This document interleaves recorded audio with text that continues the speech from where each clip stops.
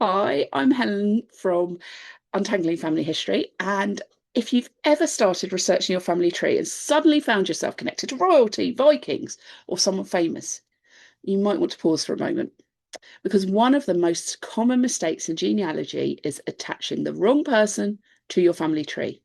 Family history research can be exciting, really exciting, but when you're starting out, it's very easy to make a few mistakes.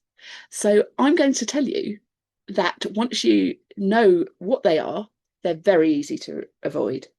So in this video, I'm going to share 5 common family history mistakes beginners make and how you can avoid them. So mistake number 1, copying other people's family trees. One of the biggest traps in family history research is copying information from other people's trees online. Now, it's really, really tempting. You find someone with the same surname, same area, approximately looks the right age, and suddenly there's an entire family tree stretching back hundreds of years. But the problem is that many online trees contain mistakes. And once an error appears, it often gets copied again and again. So it's always important to ask one question: where is the evidence?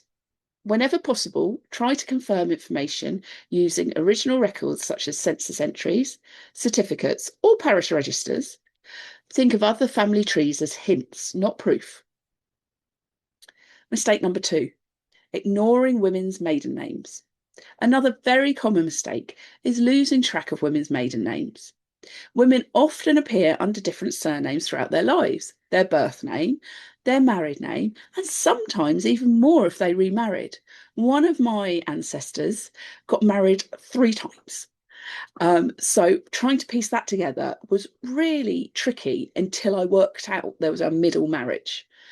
But the maiden name is incredibly important because it connects you to an entirely new branch of your family tree. Marriage certificates are particularly useful here because they often include the bride's maiden name, a father's name, and sometimes witnesses who are relatives. They also often include the address they're living in at the time they get married. Now, that single record can unlock an entirely new part of your family history. Now, mistake number 3, not downloading the documents. This is a practical mistake that almost everyone makes at the beginning. You find a fascinating record online, you read it carefully, then you move on. But later you realise you didn't download it, and now you have to find it all over again. So whenever you locate an important record, it's a good idea to download the image, save the reference, and make a note of where you found it. Good organisation saves an enormous amount of time later. Mistake number 4, assuming people with the same name are the same person. This is one of the most common causes of incorrect family trees. In the past, many families reuse the same names across generations. You might find 3 people with the same name living in the same town at the same time. So before deciding someone belongs in your tree, check the wider details: their age, occupation, address, family members, place of birth, and this can even be for really unusual names.